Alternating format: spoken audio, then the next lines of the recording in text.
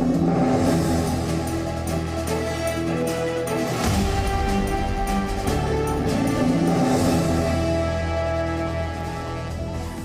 आप देख रहे हैं एजेंडा इंडिया का और मैं हूं आपके साथ पयोधी शशि। ज्ञानवापी मामले पर सुप्रीम कोर्ट ने 3 बड़े आदेश दिए हैं। सुप्रीम कोर्ट के इन आदेशों के बारे में आपको हम विस्तार से आज बताने वाले हैं, लेकिन उससे पहले बात करेंगे ज्ञानवापी परिसर के सर्वे में मिली काली पत्थरनुमा आकृति पर नए दावे की। दरअसल ये आकृति शिवलिंग है या फिर फव्वारा है, इस पर बहस छिड़ी हुई है। फव्वारा है तो क्यों नहीं चल रहा, कब से बंद पड़ा है और फव्वारे में पानी कहां से आ रहा है? ऐसे कई सवाल हैं जिनसे पर्दा उठाना अभी बाकी है। इसी बीच मुस्लिम पक्ष की ओर से यह दावा किया गया है कि मौका मिला तो फव्वारे को चलाकर भी दिखा दिया जाएगा। किसने किया है यह दावा और इस दावे में कितना दम है, जानने के लिए सबसे पहले हमारी ये रिपोर्ट आप देखिए।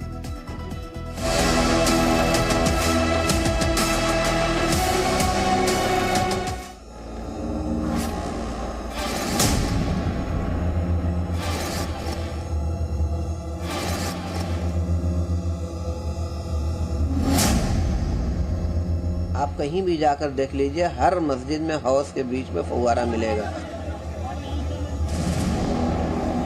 जितने विश्व में मस्जिदें हैं सब बीच में फुहारा होता। कई साक्ष्य ऐसे हैं जो कि फुहारा प्रमाणित नहीं करते। हमें मौका दिया गया तो हम साबित कर देंगे कि फव्वारा है और पानी चालू करके दिखा देंगे। तो कोई क्लोजअप देखिए ना, सीधे लग रहा है जैसे जोड़ दिया गया है। ये ओरिजिनल बना हुआ तो है नहीं।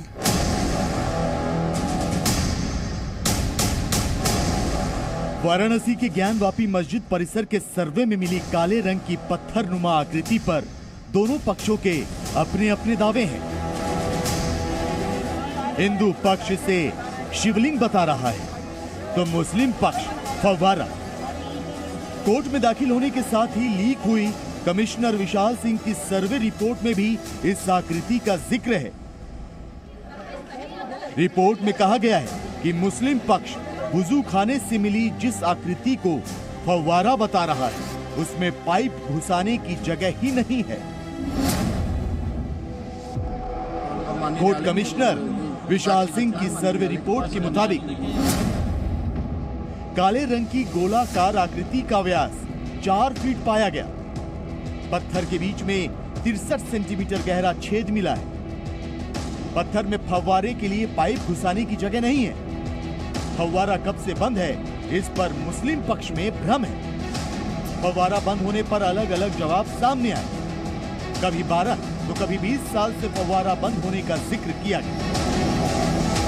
सर्वे रिपोर्ट लीक होने के बाद भी कथित फव्वारे पर ज्ञानवापी की देखरेख करने वाली अंजुमन इंतजामिया मसाजिद कमेटी के पदाधिकारियों के गोलमोल जवाब सामने आए। फव्वारे को किसी ने 8 साल तो किसी ने 25 से 30 साल से बंद बताया। लगभग 8 साल से। असल में ऊपर की जो पाइप थी वो सड़ गई है, वो आज भी वहाँ मस्जिद में रखी हुई है। 25-30 साल पहले वो चला करता था और चलते हुए लोगों ने देखा है। जो आज वो अभी जिंदा हैं वो गवाही दे सकते हैं कि हमने चलते हुए देखा है। ज्ञानवापी मस्जिद की देखरेख करने वाली संस्था अंजुमन इंतजामिया मसाजिद कमेटी के सचिव और संयुक्त सचिव के बयान कोर्ट कमिश्नर की रिपोर्ट में कही गई बातों की तस्दीक कर रहे हैं। इसी दावे पर सवाल खड़े होते हैं कि सर्वे में मिली आकृति फव्वारा है। हालांकि मसाजिद कमेटी के संयुक्त सचिव ने दावा किया कि ये फव्वारा ही है। उन्होंने कहा कि अगर मौका मिला तो वो फव्वारा चालू करके भी दिखा देंगे। लगभग 8 साल से। असल में ऊपर की जो पाइप थी वो सड़ गई है, वो आज भी वहाँ मस्जिद में रखी हुई है। हमारे कोर्ट कमिश्नर साहब वगैरह तो सब कटिबद्ध थे कि एक तरफा हम रिपोर्ट सबमिट करें। और सबसे ख़राब बात जो दुर्भाग्यपूर्ण है कि जो चीज़ गोपनीय रहनी चाहिए वो वक्त से पहले ही लीक आउट कर दीजिए। हाँ, आज भी है, टूट गया है, सड़ के। कि अगर मुझे मौका दिया गया तो मैं ज़रूर ये साबित कर दूंगा कि वो फव्वारा है। मसाजिद कमेटी के सचिव अब्दुल नोमानी ने कहा कि हर मस्जिद के हौज में फव्वारा मिलेगा। उन्होंने दावा किया कि आज भी वो लोग जिंदा हैं। जिन्होंने फव्वारा चलते हुए देखा है। 25-30 साल पहले वो चला करता था और चलते हुए लोगों ने देखा है, जो आज वो अभी जिंदा हैं वो गवाही दे सकते हैं कि हमने चलते हुए देखा है। देखिए, ये तो अंग्रेज़ों की चाल थी, ज़बरदस्ती उसके मुंह को मस्जिद की तरफ, क्योंकि उस ज़माने में भी कुछ मुद्दा अंग्रेज़ों के ज़माने में उठा था और अंग्रेज़ों की ये चाल थी आपस में लड़ाना। ये आपको मालूम है, लड़ा हुकूमत करो कि उनकी पॉलिसी हुआ करती थी। ऑल इंडिया इमाम काउंसिल ने आरोप लगाया कि जबरदस्ती फव्वारे को शिवलिंग बताया जा रहा है। पुरानी जितनी भी मस्जिदें आपको मिलेंगी उनमें हौज का कल्चर था, और हौज का कल्चर था तो उसमें बीच में फव्वारे भी होते थे। अब वहाँ जो हौज है उस हौज में फव्वारे को साफ शिवलिंग बता दिया गया। लेकिन हिंदू पक्ष वजू खाने से मिली आकृति को शिवलिंग ही बता रहा है। सर्वे में मिली आकृतियों और चिन्हों के आधार पर मंदिर के प्रमाण मिलने का दावा कर रहा है। जितने विश्व में मस्जिदें हैं सब बीच में फुहारा होता है और जो फुहारे का स्टैंड होता है वह पानी के लेवल से ऊंचा होता है, यहाँ नीचा है और एक किनारे है। ये सब कई साक्ष्य ऐसे हैं जो कि फुहारा प्रमाणित नहीं करते। और दूसरी चीज, किसी भी श्रृंगार गौर जो है नंदी, किसी विश्व में किसी भी मस्जिद के सामने नंदी को नहीं देखोगे। काशी विश्वनाथ मंदिर और ज्ञानवापी मस्जिद से जुड़े विवाद पर BHU के रिसर्च में भी काले रंग के शिवलिंग जैसे पत्थर की बात कही गई है। रिसर्च के आधार पर दावा किया जा रहा है कि शिवलिंग के ऊपर पत्थर बाद में जोड़ा गया। पानी जब हटाया गया तो कुएं का शेप निकला, कुएं के शेप कर जब वहां साफ किया पूरा का पूरा लिंग निकल आया। अब वो कह रहे हैं कि नहीं ये फव्वारा है। तो देखिए, अभी भी दिखाऊंगा आपको फोटो, शिवलिंग के ऊपर काट के ऊपर ऐसे जोड़ के छेद करके किया गया है। ये तो कोई देख के देख सकता है। ये तो कोई क्लोजअप देखिए ना, सीधे लग रहा है जैसे जोड़ दिया गया है। ये ओरिजिनल बना हुआ तो है नहीं। यानी ज्ञानवापी परिसर के सर्वे में मिली काले रंग की आकृति पर विवाद और गहरा गया है। फिलहाल पूरा विवाद अदालत में है। सर्वे रिपोर्ट दाखिल कर दी गई है। अब कोर्ट से ही यह तय होगा कि ज्ञानवापी परिसर में मिली आकृति शिवलिंग है या फव्वारा। ब्यूरो रिपोर्ट, जी मीडिया। तो ज्ञानवापी के वुजू खाने में शिवलिंग की तरह मिली आकृति को लेकर हिंदू और मुस्लिम पक्ष के अपने अपने दावे हैं। हालांकि इन दावों की हकीकत से पर्दा उठना अभी बाकी है, लेकिन आपके लिए ये जानना बहुत जरूरी है कि सर्वे में इसे लेकर क्या कहा गया है और शिवलिंग जैसी आकृति की बनावट में खास क्या है। तो आप ये समझिए। तो आपको बता दें कि सर्वे रिपोर्ट के मुताबिक काले गोलाकार पत्थर का व्यास 4 फीट का बताया गया। काले गोलाकार पत्थर के बीच 63 सेंटीमीटर गहरा छेद है। इसी के साथ सबसे गौर करने वाला पहलू यह भी है कि सर्वे रिपोर्ट में कहा गया है कि पत्थर में फव्वारे की पाइप घुसाने की जगह तक नहीं है। इसी के साथ फव्वारा कब से बंद है, इसे लेकर मुस्लिम पक्ष में भ्रम की स्थिति बनी हुई है। और तो और मुस्लिम पक्ष फव्वारा बंद होने पर अलग अलग जवाब भी दे रहा है। कोई ये कह रहा है कि ये 12 साल से बंद है, तो कोई ये कह रहा है कि 20 साल से। असदुद्दीन ओवैसी तो इस फव्वारे को 400 साल पुराना बता रही हैं। तो आपको यह भी बता दें कि सर्वे रिपोर्ट के मुताबिक नंदी से वुजू खाने की दूरी 83.25 फीट है। इसी के साथ आपको यह भी बताएं कि कैसे इसको लेकर अब दोनों पक्षों में जिरह हुई है, इस पर भी पूरी बातें विस्तार से हम आपको बताएंगे। लेकिन ज्ञानवापी मस्जिद मामले पर सुप्रीम कोर्ट में आज तीसरी बार सुनवाई हुई है। लेकिन उससे पहले आप ये भी जानिए कि ज्ञानवापी मस्जिद है या मंदिर, ज्ञानवापी में मिली काली पत्थरनुमा आकृति शिवलिंग है या फव्वारा। इन सवालों के जवाब जानने के लिए हमारे संवाददाता विशाल पांडे ने 1991 में ज्ञानवापी केस के मुख्य याचिकाकर्ता हरिहर पांडे से एक्सक्लूसिव बातचीत की है। तो हरिहर पांडे ने ऐसे दावे किए जिसने हिंदू पक्ष का दावा और मजबूत होता नजर आ रहा है। जी, आप कब ज्ञानवापी परिसर में गए थे और आप कैसे प्रवेश कर पाए? 91 में जब मैंने सूट फाइल किया, सूट फाइल करने के 1 महीना पहले हमको सबूत की ज़रूरत थी। तो मैं उस मस्जिद में रात को 1 बजे किसी भी तरीके से पहुंच करके मंदिर का सारा स्वरूप देखा। नीचे अंदर मंदिर है, गुंबद है मंदिर का, अब मंदिर के ऊपर जो है मस्जिद ये लोग बनाए हुए हैं। तो मैं कहना तो नहीं चाहता था, लेकिन आपको मैं स्पष्ट कर दूं कि मैं रात को जालीदार गोल टोपी लगा करके उस मंदिर के अंदर घुसा था। ज्ञानवापी परिसर में, ज्ञानवापी परिसर में बहुत रोक टोक हुआ, लेकिन हमारे एक मित्र मुसलमान थे, उन्होंने कहा कि मैं आपके साथ हूँ, चलिए, जो सबूत आपको देखना है। मैं कुछ नोट नहीं कर सकता था, कुछ फोटोग्राफी नहीं कर सकता था, लेकिन मैं सारा सबूत अपने आँख से देखा हूँ। और अंदर सारा का सारा संपूर्ण मस्जिद नहीं है, मंदिर है, केवल मस्जिद का गुंबद ऊपर लगा हुआ है। वो भी मेरे मंदिर का जो शिखर है, उस शिखर के ऊपर जो गुंबद ये लोग लगाए हैं, केवल मस्जिद का स्वरूप वही है, बाकी सब मंदिर है।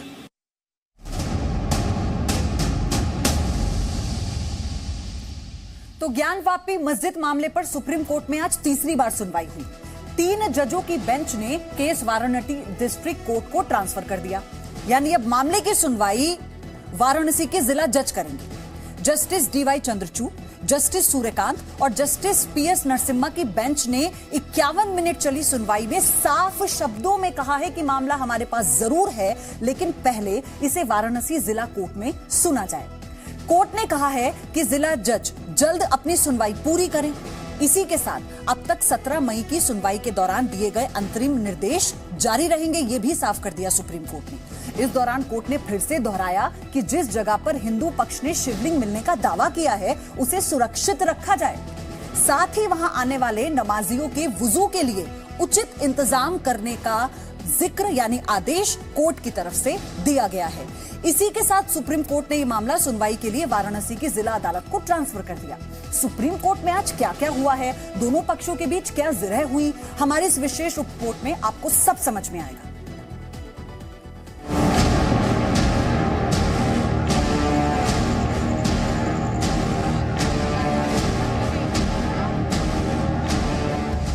ज्ञानवापी मामले पर सुप्रीम आदेश। वाराणसी के जिला जज को सौंपा गया केस। 8 सप्ताह और लागू रहेगा सुप्रीम कोर्ट का अंतरिम आदेश। सुप्रीम कोर्ट ने साफ कर दिया है कि ज्ञानवापी मस्जिद मामले की सुनवाई अब वाराणसी के जिला कोर्ट में होगी। कोर्ट ने मुस्लिम पक्ष की अर्जी जल्द निपटाने और अपना अंतरिम आदेश लागू रखने का भी निर्देश दिया है, यानी शिवलिंग के दावे वाली जगह की सुरक्षा की जाएगी, मुस्लिमों को नमाज पढ़ने से नहीं रोका जाएगा और सिर्फ 20 लोगों के नमाज पढ़ने वाले आदेश लागू नहीं होगा। अंतरिम आदेश में दिए गए तीनों निर्देश अब अगले 8 हफ्ते तक लागू रहेंगे। कोर्ट ने जुलाई के दूसरे हफ्ते में सुनवाई करने की बात कहने के साथ मामला वाराणसी के जिला कोर्ट के हवाले कर दिया। और इस वक्त हमारे साथ AIMIM प्रमुख असदुद्दीन ओवैसी जी हैं। असदुद्दीन ओवैसी जी, बहुत बहुत स्वागत है। सबसे पहले आज जो सुप्रीम कोर्ट में हुआ, आपका उस पर रिएक्शन? तो असदुद्दीन ओवैसी आपसे बस थोड़ी देर बाद हमारे साथ होंगे। सुप्रीम कोर्ट में ये मामला था, डिस्ट्रिक्ट जज के पास इस मामले को भेजा गया है। सुप्रीम कोर्ट का मई 17 का जो ऑर्डर था उसे 8 वीक्स के लिए बरकरार रखा गया है। मई 17 के ऑर्डर की अगर बात की जाए तो आपको याद होगा तब वजूखाने को सील रखने के ही डायरेक्शंस दिए गए थे और साथ ही ये कहा गया था जो नमाज पर रिस्ट्रिक्शंस लगाई गई थी उन रिस्ट्रिक्शंस को देश की सर्वोच्च अदालत ने हटा दिया था, उन्हें लिफ्ट कर लिया था और वो ऑर्डर जो है वो 8 वीक्स के लिए। हमारे साथ असदुद्दीन ओवैसी इस वक्त हैं। असदुद्दीन ओवैसी जी, अगर आप मुझे सुन पा रहे हो, सुप्रीम कोर्ट में आज जो कुछ हुआ है, सबसे पहले मुस्लिम पक्ष के लिहाज से आप उसे कैसे देखते हैं? नहीं, भारत के मुसलमानों में एक एप्रीहेंशन है, एक सस्पिशन है कि जिस तरीके से बाबरी मस्जिद को हमसे छीना गया, कहीं दोबारा वो तारीख न दोहराई जाए।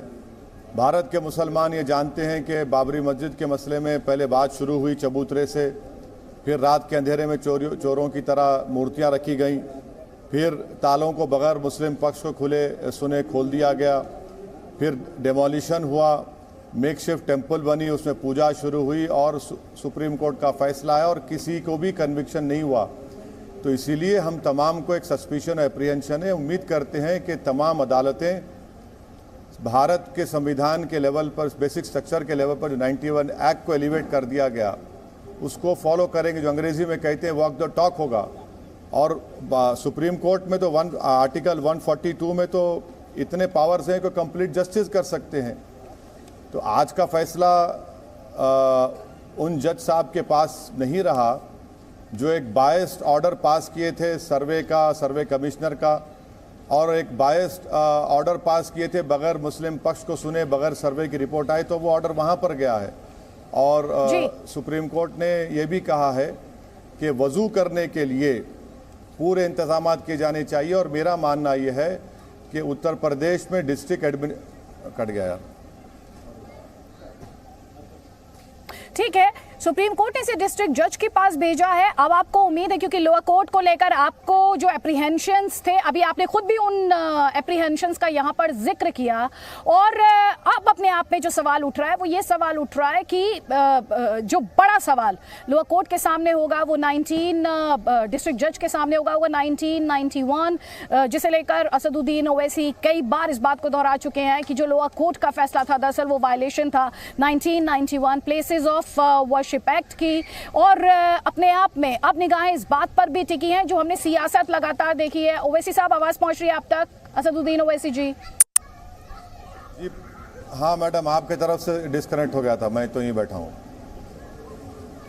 जी जी जी जी जी जी जी उसके डिस्कनेक्ट हो गया, उसके लिए सॉरी अबाउट दैट। लेकिन यहाँ पर जब आप मुझसे बात करें, जस्ट फॉर क्लैरिटी, आज आप संतुष्ट हैं? क्योंकि मुझे याद है जब हमारी पहले बात हुई थी तो आपने कहा था, अभी भी आपने कहा सुप्रीम कोर्ट को लेकर, आपने लास्ट टाइम ये कहा था मुझे डिसअपॉइंटमेंट हुई है। क्या आज आप संतुष्ट हैं और आपको पूरा भरोसा है कि डिस्ट्रिक्ट जज जो है वो इस मामले में इंसाफ करेंगे? अब आपको ये उम्मीद है या आपकी उम्मीद सिर्फ सुप्रीम कोर्ट पर ही है? अब मैडम आपकी आवाज़ कट कर आ रही, जो मैं सुन पाया हूँ उसी का जवाब दे रहा हूँ। माजरत चाहता हूँ अगर कुछ और इशू पे बोल दिया तो। देखिए, सुप्रीम कोर्ट हमारा ये मानना ये है कि अगर कोर्ट्स इन तमाम मुतालबात को, इन तमाम नाजायज़ डिमांड्स को इनिशियल स्टेज में ही अगर उसको रोक लगा देंगे तो ये कंट्रोवर्सी होती नहीं है। तो खुद सुप्रीम कोर्ट ने 91 एक्ट को बेसिक स्ट्रक्चर का हिस्सा करार दिया। तो अगर इस तरह के केसेस अब आप देख रहे हैं, अब एक डिस्ट्रिक्ट कोर्ट में केस फाइल हो गया मथुरा के बारे में, कोई और कह रहा है कि जामा मस्जिद की सीढ़ियों को तोड़ दिया जाए, तो हम ये उम्मीद कर रहे हैं कि ये जो 91 का एक्ट है उसको फ़ौरन सुप्रीम कोर्ट अगर इस तरह के उसके बरखिलाफ डिमांड निकलते हैं तो उसको इनिशियल स्टेज में उसको रोक देना चाहिए। तो क्या ये तो असदुद्दीन ओवैसी क्या आज मायूस हुए? आपको लगता है कि सुप्रीम कोर्ट को इसे अपने लेवल पर हैंडल करना चाहिए था? नहीं, मैं तो कहा हूं ना कि सुप्रीम कोर्ट को संविधान के आर्टिकल 142 में बहुत ज़्यादा पावर्स हैं, वो पूरा कंप्लीट जस्टिस कर सकते हैं। मगर मेरा मानना यह है कि एक ज़ख़म तो आ चुका है, जो एरिया को जो सील कर दिया गया, और ये बहुत ज़रूरी है कि उस ज़ख़म को जल्दी भर दिया जाए, वरना और ज़ख़म शुरू हो जाएंगे, कभी ये डिमांड कभी वो डिमांड। और इसीलिए देखिए, हालात ख़राब अगर नहीं होने का है तो जल्द से जल्द इन तमाम इस तरह के जो मसले उठ रहे हैं उसको रोक लिखनी चाहिए। अगर एटमॉस्फेयर को विशिएट करना चाह रहे, आप अमन को ख़राब करना चाह रहे, तो उनका मकसद एक ही है। आपको नहीं लगता मैडम कि क्या आप और हमने नहीं सीखा माजी में जो हमने नुकसान उठाया भारत में, जब बाबरी मस्जिद का मसला अपने उरूज पर था और फिर बाबरी मस्जिद की शहादत के बाद क्या हुआ देश में? हम नहीं चाहते कि दोबारा आप और हम और पूरा देश जो है उस अंधेरे दौर में जाए, हालात ख़राब ना हो। आज ऑर्डर का हिस्सा वो नहीं रहा जो एक टिप्पणी रही जस्टिस चंद्रचूड़ की, लेकिन वो टिप्पणी लगातार सुर्खियों में रही क्योंकि आपने बार बार 1991 प्लेसेस ऑफ वर्शिप एक्ट की बात की है, जिसमें आज इस तरह की टिप्पणी भी आई कि ये एक्ट जो है उसे लेकर उसका जो सेक्शन 3 है वो किसी धार्मिक स्थल के रिलीजियस कैरेक्टर का निर्धारण करने पर रोक नहीं लगाता है। क्योंकि आप लगातार ये कहते आए कि ये इस एक्ट का वायलेशन था, जो लोअर कोर्ट का जजमेंट था। ये टिप्पणी है, इसमें किसी को कोई दो राय नहीं है, लेकिन आप इस टिप्पणी को कैसे देखते हैं?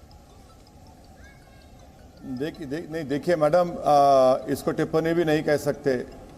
अगर जजेस साहब वकीलों से सवाल करते हैं और वो सवाल का जवाब देते हैं, और अगर उस सवाल के जवाब को आप लोग ऑब्जर्वेशन कर देंगे, वो बहुत ही गलत है। और ऑब्जर्वेशन को अगर आप जजमेंट करार देंगे, वो भी गलत है। तो जो मीडिया के लोग इस तरह का बनाकर पेश कर रहे हैं, वो उनकी इंटेलेक्चुअल डिसऑनेस्टी को दिखाता है।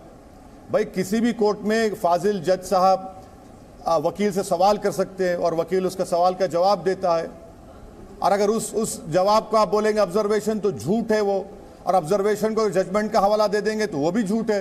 तो ये इंटेलेक्चुअल डिसऑनेस्टी दिखाता है अगर मीडिया इसको इस तरह से दिखा रहा है तो। नहीं, ओवैसी साहब, यहाँ पर स्पष्ट करना मेरी जिम्मेदारी है एज ए मॉडरेटर, और इसीलिए मैंने कहा कि इसको मैं ऑर्डर का हिस्सा नहीं कहती। एक एक्सचेंज हुआ है जिसे अगर इस तरह का कमेंट किया जाता है तो उस पर मैं आपकी इंटरप्रिटेशन चाह रही हूँ, मैं उस पर आपका कमेंट चाह रही हूँ।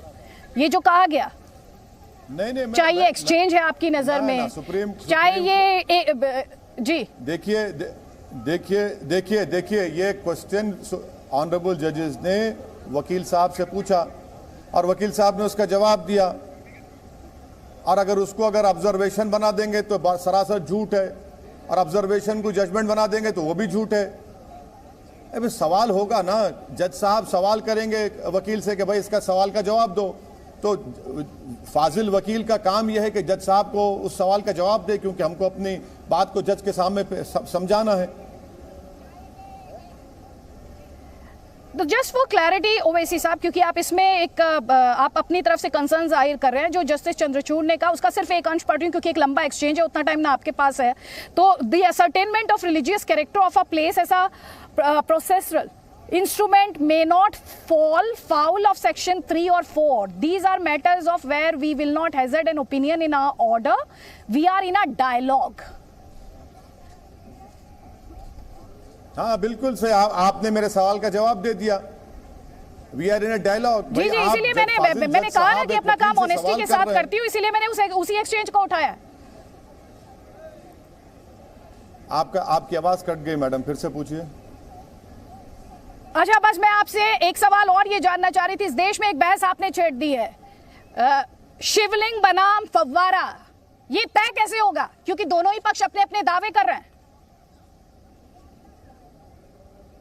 मैडम, आपकी आवाज कट रही है, प्लीज दोबारा पूछिए। आपने ये इस देश में इस वक्त एक बहस छिड़ी हुई है, शिवलिंग बनाम फव्वारा, दोनों पक्षों के अपने अपने दावे हैं। हिंदू पक्ष शिवलिंग का दावा करता है, आपने भी कहा फव्वारा है, 400 साल पुराना फव्वारा है, हमारे इंटरव्यू में भी आपने ये बात कही थी। ये तय कैसे होगा कि शिवलिंग है कि फव्वारा है? देखिए, आपके सवाल का जवाब मैं इसी तरह दे सकता हूं कि वो जो सर्वे रिपोर्ट बायस थी, वो जो सर्वे कमिश्नर बायस थे, इसीलिए मुस्लिम पक्ष ने उस सर्वे ना तो सर्वे के लिए राजी थे, ना उस सर्वे कमिश्नर के लिए राजी थे, और इसीलिए आप देखते हैं कि उस सर्वे कमिश्नर को हटा दिया गया। अब जो जज साहब ये मसला सुन रहे थे, उन्होंने एक तरफा सुना और मुस्लिम पक्ष को नहीं सुना, और ना सिर्फ ये बल्कि उनके पास रिपोर्ट भी नहीं आई। इसीलिए ना वो सर्वे कमिश्नर साहब रहे, ना वो जज साहब के पास ये सुनवाई होगी 7/11 की, बल्कि अब डिस्ट्रिक्ट जज के पास ये मसला जाएगा। आपके सवाल का जवाब इतना ही दे सकता हूं मैं, और आपके सुनने वाले इसको समझ जाएंगे। नहीं, लेकिन जब आपने ये कहा कि वो सर्वे कमिश्नर भी हटाए गए जिस पर ना मुस्लिम पक्ष को यकीन था, आपने ये भी कहा कि जज भी चेंज कर दिया गया, ये अपने आप में नहीं दिखाता कि इंडिया का जो न्याय बोलना चाहिए जुडिशरी है वो बहुत ही रॉबस्ट है, उसके बाद उस पर सवाल नहीं उठने चाहिए? सुप्रीम कोर्ट तो आखिरी कोर्ट है। देखिए, मैं जस्टिस जे.एस. वर्मा को फिर से कोट कर रहा हूं कि supreme court is supreme but not infallible. तो इसमें ये तो जस्टिस जे.एस. वर्मा ने कहा था।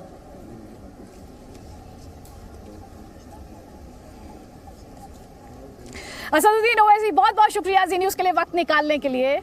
आपने कई अहम पॉइंट यहाँ पर उठाए हैं, लेकिन जाहिर तौर पर थोड़े से मायूस हालांकि आप साउंड कर रहे हैं कि आपको लगता है कि सुप्रीम कोर्ट को अपने लेवल पर इसे हैंडल करना चाहिए था। हम एक छोटे से ब्रेक के लिए यहाँ पर रुक रहे हैं, जल्द लौट रहे हैं, आप रहिए हमारे साथ। क्या आपको पता है कि 2008 की तरह एक बार फिर हिंदुस्तान से सिलसिलेवार धमाकों की साजिश रची जा रही है।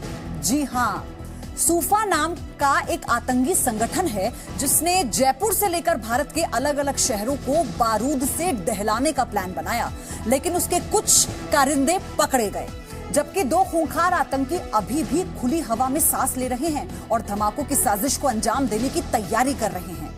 क्या है इस साजिश का पूरा ब्लूप्रिंट, जानने के लिए ये एक्सक्लूसिव रिपोर्ट देखिए।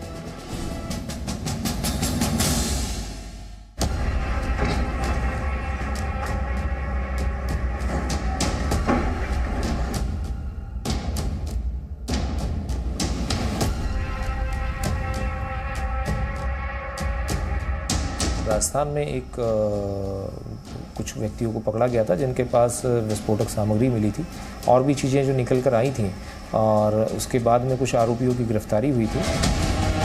14 साल बाद भारत को दहलाने की साजिश।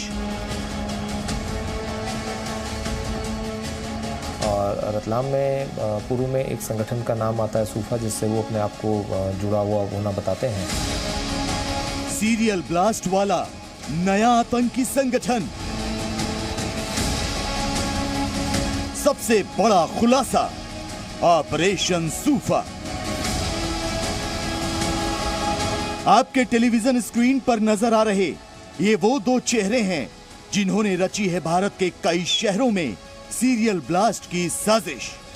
ये वो 2 चेहरे हैं जो ISIS के साथ सांठगांठ कर भारत में खूनी जिहाद छेड़ने का प्लान बना रहे हैं।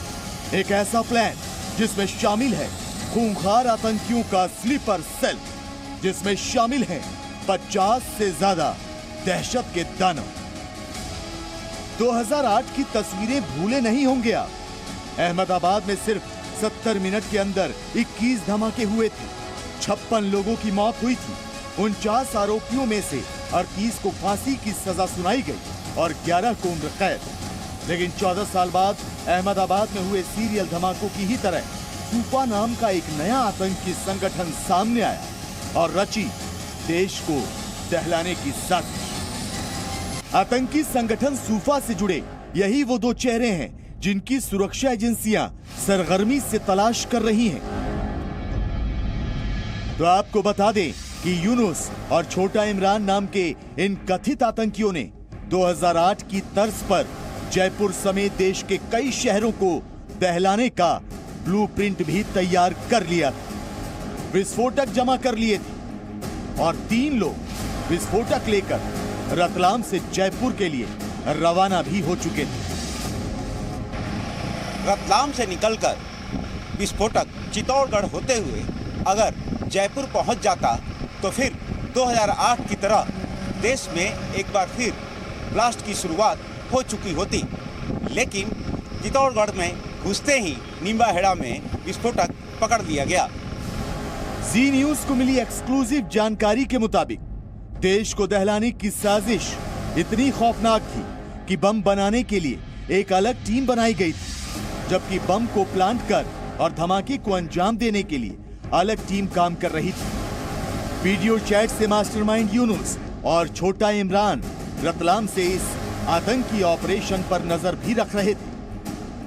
अब तक की पड़ताल में पता चला कि रतलाम में मौजूद इसी फार्म हाउस से सबसे पहले जयपुर को दहलाने की साजिश रची गई थी। जांच एजेंसियों के मुताबिक फार्म हाउस में ही मीटिंग हुई और यहीं विस्फोटक भी मंगाए गए। सुरक्षा एजेंसियों की आरोप की माने तो रतलाम का ये वही फार्म हाउस है जहां से देश भर के कई शहरों में दहशत फैलाने की साजिश रची भी जा रही थी और ट्रेनिंग भी होती थी।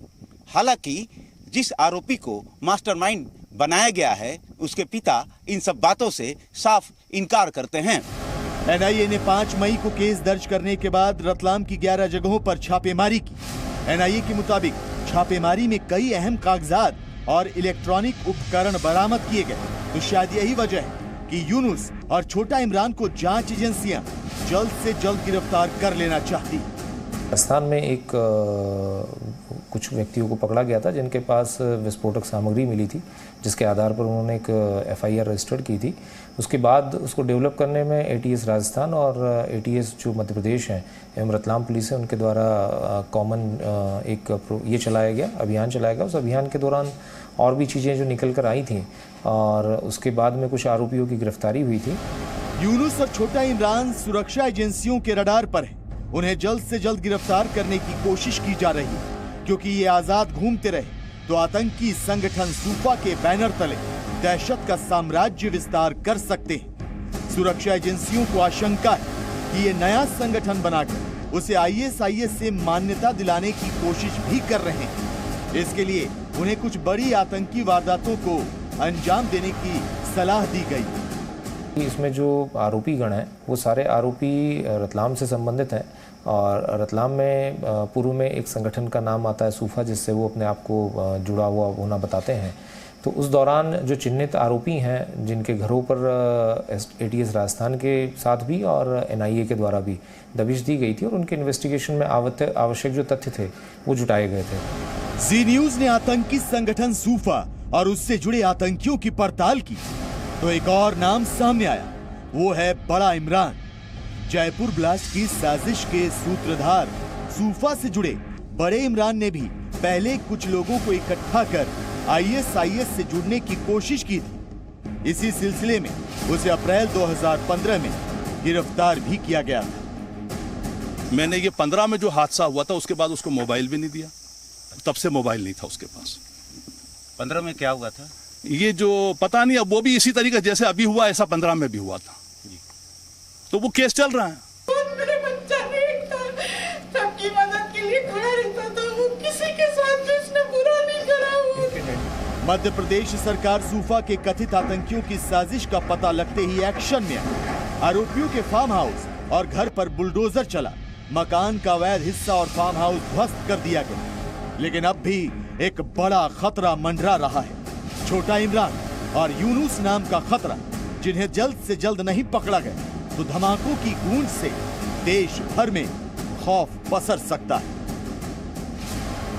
आलोक वर्मा, जी मीडिया। चलिए अब आपको बताते हैं कि ये सूफा है क्या और देश को दहलाने की साजिश क्यों रच रहा था ये संगठन। तो ध्यान से समझिएगा, 2012 से मध्य प्रदेश के रतलाम में ये सक्रिय है। इसी को लेकर लगातार इनपुट्स आ रहे थे। इस संगठन को कट्टरपंथी मुस्लिमों ने बनाया है। इसी के साथ और ये स्लीपर सेल की तरह काम करता है, ये इनपुट भी खुफिया एजेंसी की तरफ से लगातार आते रहे हैं। रतलाम में 2 बड़ी हत्याओं में ये शामिल रहा है। सूफा में सिमी के कई लोगों के शामिल होने की भी बात कही गई है। इसी के साथ वर्ष 2008 की तरह सीरियल धमाकों की साजिश में भी ये शामिल रहा है और अभी ये इनपुट्स आए हैं जिसके बाद ये बड़ी कार्रवाई की गई। जयपुर से धमाकों की शुरुआत करने की इसकी साजिश थी। इसी के साथ देश के कई शहरों में इसने धमकी दी थी और आपको ये भी बताएं कि इसी तरह की साजिश ये कर रहा था धमाकों की कई शहरों में। उसी के बिना पर, इनपुट्स के बिना पर खुफिया एजेंसी अलर्ट हुई। पुणे की इकरा इंटरनेशनल में इनकी मीटिंग हुई थी, ये भी जानकारी आई है।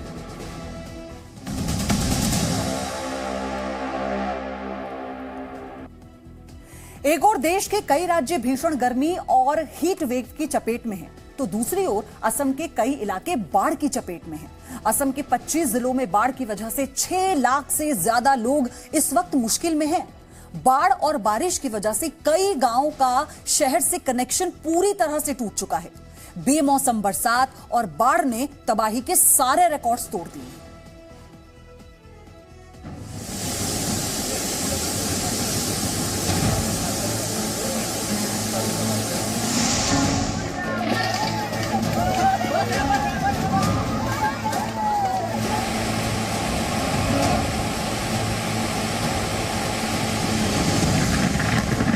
असम के 27 जिलों में कुदरत का कोहराम।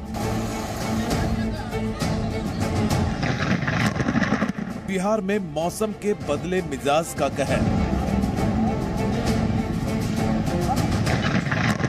कर्नाटक में आफत बनकर आई बारिश।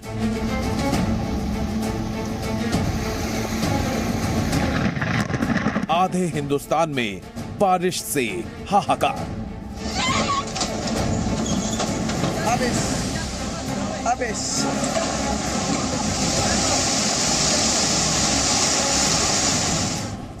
उत्तर भारत में प्रचंड गर्मी पड़ रही है।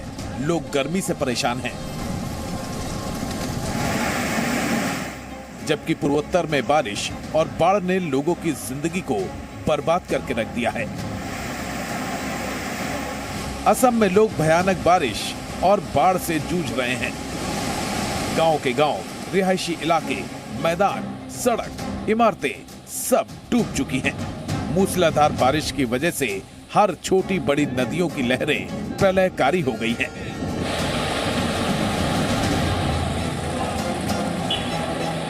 बारिश और सैलाब ने असम को जगह जगह तहस नहस कर डाला है। इस तबाही में कई लोगों की जानें चली गई हैं और ना जाने कितनों का आशियाना उजड़ गया। असम में कई शहरों में नेशनल हाईवे की स्थिति ऐसी हो गई है कि अब सिर्फ और सिर्फ मलबा ही नजर आ रहा है। इस वक्त हम हैं दीमा हासो में और ये है असम का राजमार्ग।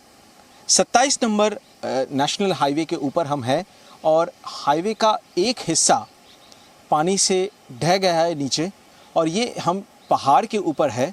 और ये जो जगह है ये काफ़ी जैसे डेंजर जोन के हिसाब से ये इनको चिन्हित किया गया है इस जगह को, क्योंकि ये रास्ते का इस छोर को बंद कर दिया गया है। कभी भी ये पहाड़ से जो ये रास्ता बनाया गया है, पहाड़ में से ये रास्ता कभी भी नीचे ढह सकता है।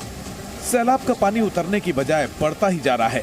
बैराज के पानी को खोला गया तो कई नदियां खतरे के निशान से ऊपर बहने लग गईं। असम के पहाड़ी इलाके में बाढ़ की ये तस्वीरें दहला देने वाली हैं। पानी की रफ्तार सब कुछ बहा देने पर आमादा दिखती है। नदी में आई इस बाढ़ ने रेलवे की पटरी का ये हाल कर दिया। नीचे की पूरी मिट्टी बाढ़ बहा ले गई। इसके बाद कई मीटर तक की पटरी पूरी तरह हवा में झूलती नजर आई। पिछले 2 दिनों में ब्रह्मपुत्र के किनारे बसे होने की वजह से बजाली, कोचर और नौगांव की स्थिति सबसे ज्यादा खराब हो गई है। निचले इलाकों में कॉलोनियां जल समाधि ले चुकी हैं। धीमा जी का भी बुरा हाल है। बाढ़ और बारिश का साइड इफेक्ट असम के 70% इलाकों में हुआ है।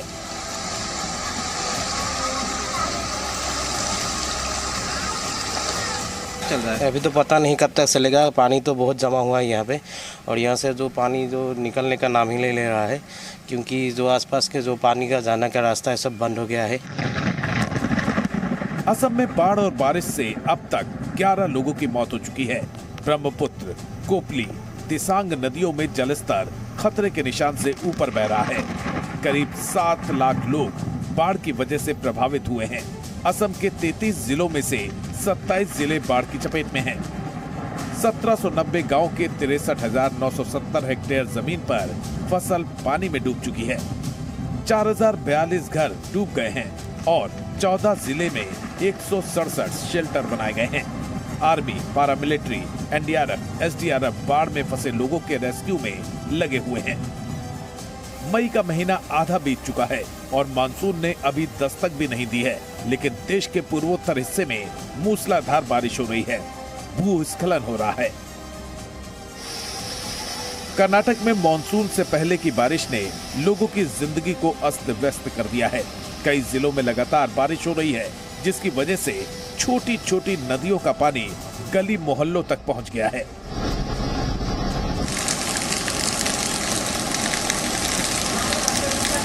भारी बारिश की संभावना को देखते हुए कई जिलों में स्कूल कॉलेज को बंद करने के आदेश दे दिए गए हैं।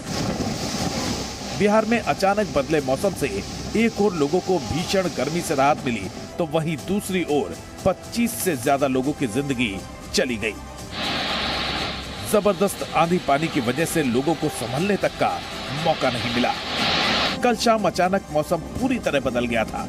एक तरफ लोगों के चेहरे बारिश के साथ खिल उठे, तो दूसरी ओर बाजार और घरों से बाहर निकले लोग रास्ते में तेज धूल भरी आंधी में फंस गए। बांका, भागलपुर के कई इलाकों में हवा की वजह से कई छप्पर उड़ गए और कहीं पर होर्डिंग हवा में उड़ गए। आसमान से गिरी बिजली की चपेट में आने से कई लोगों की मौत हो गई। बिहार के लोगों ने सोचा था कि बारिश राहत लेकर आई है, लेकिन राहत नहीं, जिंदगी पर भारी पड़ गई। पटना से लेकर भागलपुर तक और बांका से लेकर साहिबगंज तक लोगों की जिंदगी में बारिश आफत बनकर आई। सोमित सेन गुप्ता के साथ ब्यूरो रिपोर्ट, जी मीडिया।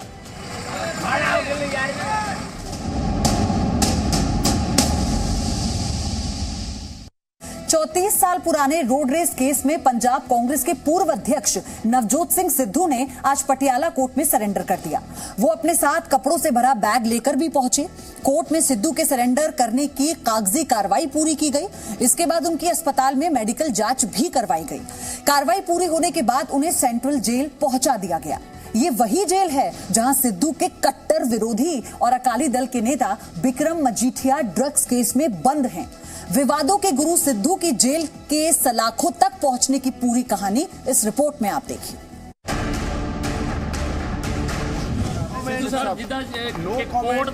वो नुकसान नवजोत सिंह सिद्धू कर गया है, वो कभी भरपाई कभी नहीं।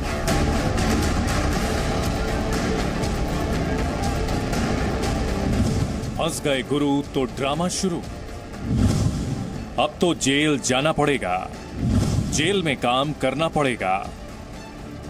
ये नवजोत सिंह सिद्धू हैं, पूर्व क्रिकेटर और पंजाब कांग्रेस के पूर्व प्रदेश अध्यक्ष।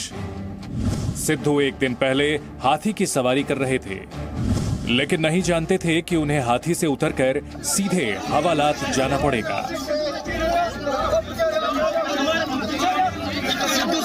सिद्धू जिस वक्त हाथी की सवारी कर रहे थे, उसी वक्त सुप्रीम कोर्ट में उनके खिलाफ सजा सुनाई जा रही थी। कोर्ट ने सिद्धू को रोड रेज मामले में 1 साल की सख्त सजा सुनाई थी, यानी सश्रम कारावास। लेकिन सिद्धू ने नया दांव चला और कोर्ट में क्यूरेटिव पिटीशन दाखिल कर दी। एक दिन पहले हाथी पर घूम रहे सिद्धू अचानक बीमार हो गए। कोर्ट से गुहार लगाए कि अभी तबीयत खराब है, 1 हफ्ते का समय दे दें। हालांकि सुप्रीम कोर्ट ने उनकी याचिका फौरन सुनने से इनकार कर दिया और जब कानून का दांव नहीं चला तो सिद्धू ने सहानुभूति वाला रास्ता चुन लिया। उनके घर के बाहर समर्थकों की भीड़ जुटने लगी। बड़ी संख्या में नेता कार्यकर्ता इकट्ठा हो गए और सिद्धू को सियासी शहीद बनाने की कोशिशें भी हुई। लेकिन पुराना मामला था, लिहाजा कुछ भी काम नहीं आया।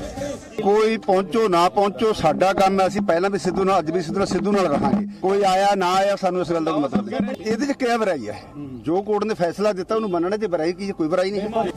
सिद्धू की सजा पर सियासी बयानबाजी भी होने लगी। फैसले पर उनकी ही पार्टी में अलग अलग राय नजर आई। देखिए, कांग्रेस का जो नुकसान नवजोत सिंह सिद्धू कर गया है, वो कभी भरपाई कभी नहीं होगी। दरअसल सिद्धू को कल सुप्रीम कोर्ट ने 34 साल पुराने एक मामले में 1 साल सश्रम कारावास की सजा सुनाई थी। 27 दिसंबर 1988 को सिद्धू का पटियाला में पार्किंग को लेकर 65 साल के गुरनाम सिंह से झगड़ा हुआ था। सिद्धू ने कथित तौर पर उन्हें मुक्का मार दिया। घायल गुरनाम सिंह की बाद में मौत हो गई। इसके बाद सिद्धू और उनके दोस्त रुपिंदर सिंह पर गैर इरादतन हत्या का केस दर्ज हुआ। लेकिन 1999 में सेशंस कोर्ट ने सिद्धू को सबूतों के अभाव में बरी कर दिया। इस फैसले के खिलाफ पीड़ित पक्ष पंजाब और हरियाणा हाईकोर्ट चला गया। वर्ष 2006 में हाईकोर्ट ने सिद्धू को दोषी ठहराते हुए 3 साल की कैद और 1 लाख रुपए जुर्माने की सजा सुनाई। इस फैसले के खिलाफ सिद्धू सुप्रीम कोर्ट चले गए। 16 मई 2018 को सुप्रीम कोर्ट ने सिद्धू को गैर इरादतन हत्या के आरोप में लगाई गई आईपीसी की धारा 304 से बरी कर दिया। हालांकि सुप्रीम कोर्ट ने उन्हें आईपीसी की धारा 323 यानी चोट पहुंचाने के मामले में दोषी पाया और उनके ऊपर 1000 रुपए का जुर्माना लगाया गया। इस फैसले के खिलाफ पीड़ित परिवार ने सुप्रीम कोर्ट में पुनर्विचार याचिका दायर कर दी, जिसके बाद 19 मई 2022 को सुप्रीम कोर्ट ने सिद्धू पर अपना फैसला बदलते हुए उन्हें 1 साल सख्त कैद की सजा सुनाई। सिद्धू को साधारण कैद की सजा नहीं बल्कि कठोर कारावास की सजा सुनाई गई है। यानी बहुत मुमकिन है कि बड़े बड़े पदों पर रह चुके सिद्धू अब साधारण कैदियों की तरह जेल में काम करेंगे और उन्हें रोज की दिहाड़ी भी दी जाएगी। वैसे भी कहते हैं कि कानून के हाथ लंबे होते हैं और वो बड़े से बड़े इंसान के गिरबान तक पहुंच जाते हैं। तभी तो हाथी पर सवार सिद्धू भी कानून की गिरफ्त में आ गए। ब्यूरो रिपोर्ट, जी मीडिया।